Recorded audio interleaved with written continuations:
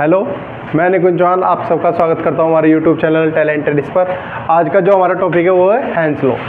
अब तक जो हमने लास्ट क्लासेज में पढ़ा है वो अगर आपने वो हमारी वीडियो नहीं देखी है तो प्लीज़ उसको जाकर देखिएगा, तभी आपके लेक्चर अच्छे से समझ में आएगा।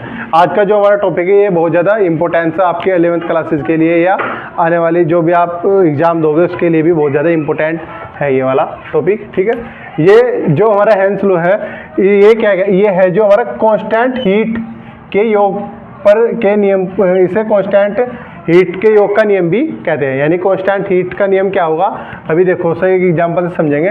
पहले आप इसकी डेफिनेशन देखो क्या है।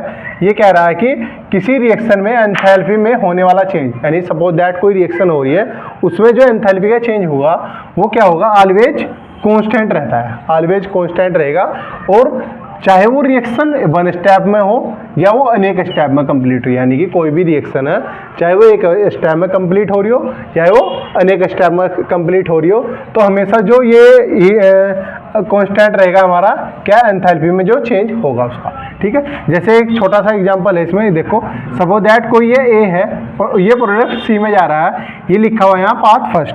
पाथ फर्स्ट का मतलब क्या है, ये जब ए से डायरेक्ट सी में जाएगा तब इसमें जो एंथैल्पी चेंज है सपोज दैट डेल एच है। ठीक है, और फिर यही सेम पहले प्रोडक्ट ए से कहाँ जाएगा, बी में जाएगा, और बी के बाद कहाँ जा रहा है, ये सी प्रोडक्ट में जा रहा है। तो होगा क्या, सपोज दैट इसमें जो एंथैल्पी चेंज है ए से बी में जाने के लिए वो है डेल एच वन होगा, और बी से सी में जाने के लिए क्या होगा, डेल एच टू।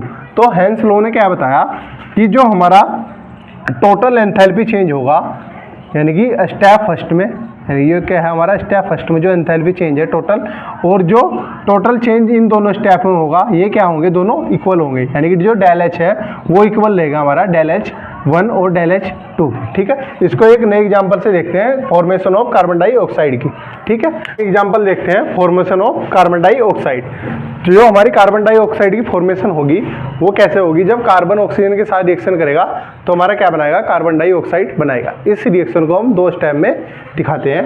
देखो पहला स्टेप में क्या हो रहा, पहले स्टेप में हो रहा है कि कार्बन ऑक्सीजन के साथ रिएक्शन करके क्या बना रहा है, यहाँ कार्बन डाइऑक्साइड बना रहा है। ये क्या हमारा पाथ फर्स्ट है, और इसमें जो डेल एच यानी एंथैल्पी चेंज है वो कितना है इसका, 94300। ठीक है, अब यही रिएक्शन सेम जब दो स्टेप में होगी, जैसे सी से पहले क्या बनेगा, यानी कार्बन से क्या बनेगा, कार्बन मोनोऑक्साइड, यानी C plus half O2 giving क्या देंगे, CO, यानी कार्बन मोनोऑक्साइड देंगे।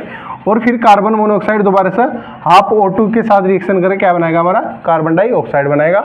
इसकी जो डेल एच वन यानी कि एंथैल्पी है वो कितनी है, 26300 है, और उसकी कितनी है, डेल एच टू कितना होगा, 68300। तो हैंस लॉ के अनुसार क्या होगा, हैंस लॉ ने क्या बताया कि जो ये टोटल डेल एच है ये कहीं के इक्वल होगा, del H one plus del H two के इक्वल होगा। यानी डेल एच वन की वैल्यू कितनी है, 94300, ये इक्वल आएगी हमारी, डेल एच वन की वैल्यू है 2600000 प्लस ये आ जाएगी 6830000। यानी कि ये वाली वैल्यू किसके इक्वल आएगी, इस वाली वैल्यू के, यानी कि डेल एच की वैल्यू के इक्वल आ जाएगी।